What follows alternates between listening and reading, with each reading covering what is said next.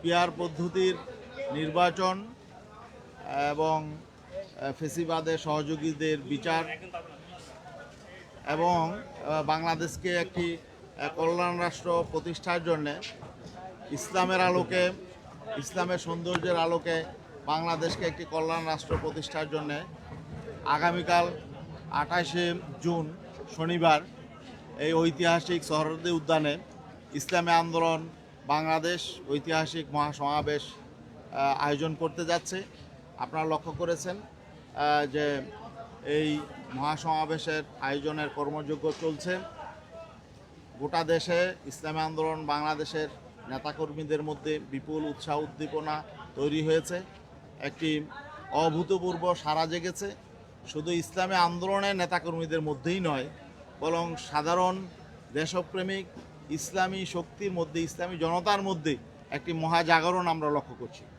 তা আশা করি আগামীকালকের এই মহাসমাবেশ নতুন বাংলাদেশ বিনির্মাণের একটি নতুন অধ্যায় সূচিত হবে এবং আগামী জাতীয় নির্বাচনে এটার একটি পজিটিভ ইম্প্যাক্ট পড়বে ইসলামের পক্ষে, এটা আমরা প্রত্যাশা করি।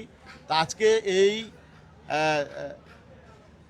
সর্বশেষ প্রস্তুতি দেখার জন্যে আমাদের এই মহাসমাবেশ বাস্তবায়ন কমিটির সম্মানিত আহ্বায়ক, ইসলামী আন্দোলন বাংলাদেশের সম্মানিত সিনিয়র নায়েবে আমির এবং জুলাই অভ্যুত্থানের অন্যতম নায়ক, যিনি রাজপথে এই জুলাই অভ্যুত্থানে নেতৃত্ব দিয়েছেন ছাত্র জনতার, সেই বীরপুরুষ ইসলামী আন্দোলন বাংলাদেশের অন্যতম নীতি নির্ধারক সৈয়দ মোহাম্মদ ফয়জুল করিম শাইখে চরমনাই, তিনি এই ময়দানে এসেছেন।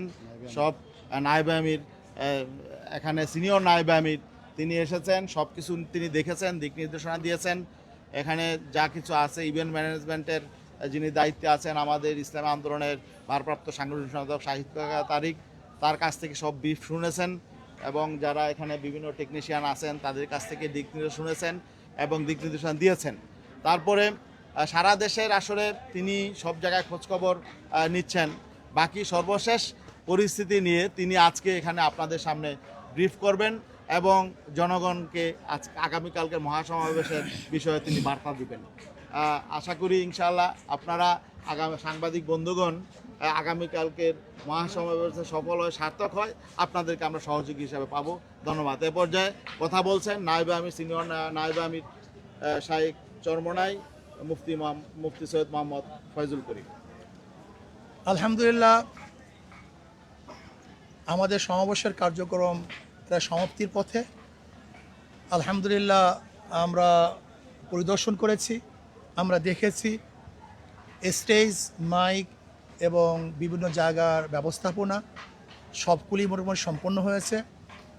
বিভিন্ন দেশ থেকে, এলাকার থেকে মানুষজন আসার জন্য প্রস্তুতি গ্রহণ করেছে, তাদের যানবাহনগুলি ভাড়া করেছে, রিজার্ভ করেছে এবং আমাদের দলীয় নেতাকর্মী নয়, আমি বিশ্বাস করি যারা ইসলাম দেশ মানবতার পক্ষের শক্তি আছে, ইসলাম দেশ মানবতার পক্ষের শক্তির জনগণগুলি ইনশাআল্লাহ উৎসাহিত হয়েছে। আগামীকাল এই সমাবেশ থেকে আগামী বাংলাদেশ কিভাবে বিনির্মিত হবে তার মেসেজ দেওয়া হবে। আর আমরা মনে করি বিগত তন্ত্র মন্ত্র আমাদেরকে শান্তি দিতে পারে নাই, মুক্তি দিতে পারে নাই। ইসলামই একমাত্র শান্তি এবং মুক্তির পথ, কল্যাণের পথ। এই বিষয়ে ইনশাআল্লাহ আগামীকাল বক্তাগণ গোটা দুনিয়ার মধ্যে যে মানুষগুলি আছে তাদেরকে মেসেজ প্রদান করবেন। খাস করে এই বাংলাদেশের ভূখণ্ডকে রক্ষা করার জন্য, এই জাতিসত্তাকে রক্ষা করার জন্য ইসলামের বাহিরে কোনো তন্ত্রমন্ত্র নেই, এই মেসেজ ইনশাআল্লাহ কালকে আমরা দেব। যে আসুন কল্যাণের দিকে আসুন, আসুন ইসলামের দিকে আসুন, আসুন শান্তির দিকে আসুন, আসুন আপনাদের ভূখণ্ডকে রক্ষা করার দিকে আপনারা আসুন। এই মেসেজ ইনশাআল্লাহ আমরা কালকে দেব। ধন্যবাদ। কালকের প্রোগ্রামে আপনাদের সবাইকে দাওয়াত। আর যদি কোনো প্রশ্ন থাকে যে করতে পারেন।